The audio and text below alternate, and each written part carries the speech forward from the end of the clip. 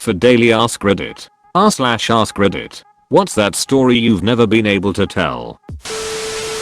Around 42 years ago, my little brother was playing with matches and set the woods on fire, burned about 10 acres. Everyone assumed that it was me smoking in the woods, so he and I just let it be me. I took the blame and the ass whooping because dad was kinda rough on the ass whoopings when he was mad, and I didn't want my little brother to have to take it.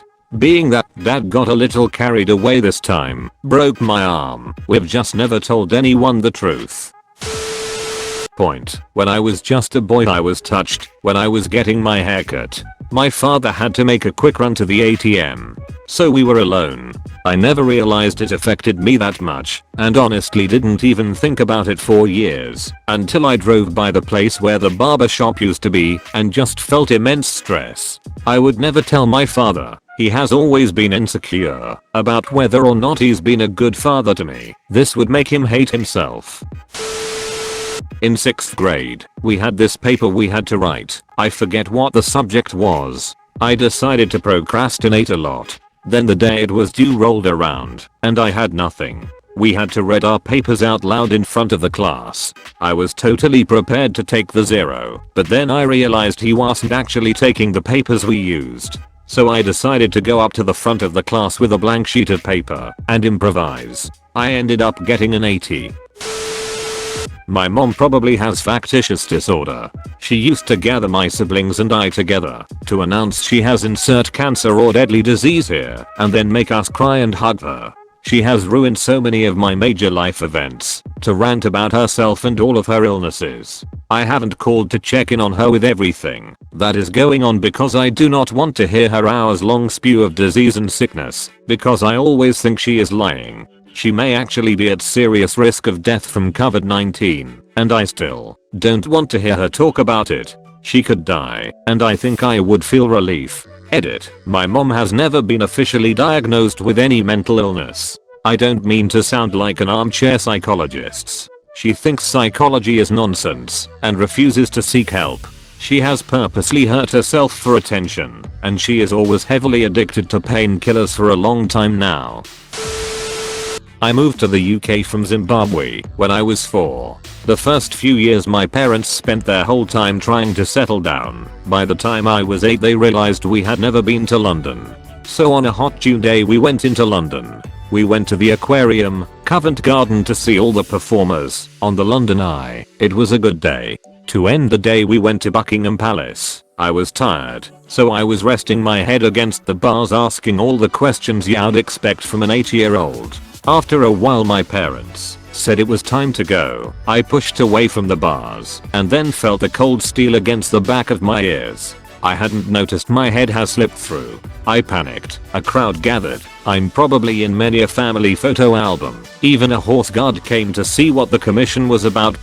Betty wasn't expecting a child with his head stuck.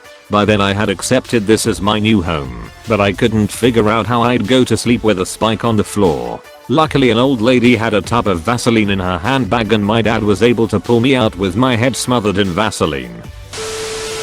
In 6th grade one night I was like, I really don't feel like going to school tomorrow, so I looked up how to get a fever. I found a tutorial that said to take a bath at the hottest temperature your bathtub will go, and then stay up all night. I decided to try it, and I started the water for a steaming hot bath. It stung to get in it, and I somehow survived it for 30 minutes. When I was getting out I felt dizzy and then I fell on the floor and had a seizure. I woke up and saw the blinding ceiling lights of the bathroom and the first thing I thought was, am I dead? And then I threw up in the toilet next to me and had a migraine for the night, and later found out I got 1st-degree burns. So long story short, don't do that.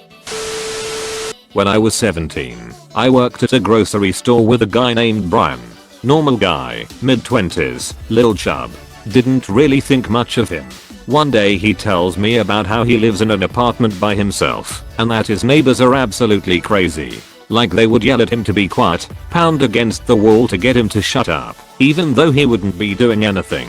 He would sneeze, and his neighbors would scream at the top of their lungs from next door. It was that bad. TBH, I didn't really care much when he was telling me this. I just wanted to go home and not work anymore. Couple days go by and I noticed that Brian wasn't showing up anymore. Whatever. Didn't think much of that either. A month or two goes by and he finally shows back up to work. So, being the nice friend I am, I asked him where he's been.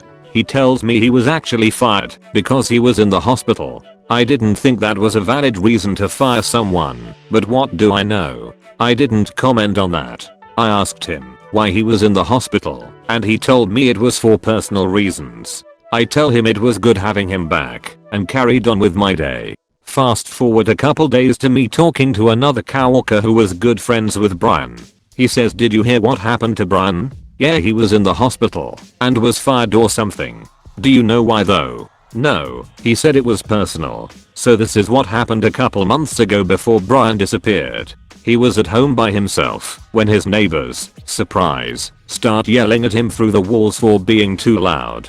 Brian, telling himself "I've had enough," decides to call the police and have them deal with it. The police arrived and started talking to the neighbors for quite some time. Hours go by with the police and neighbors. So he calls the police again to ask what's taking so long.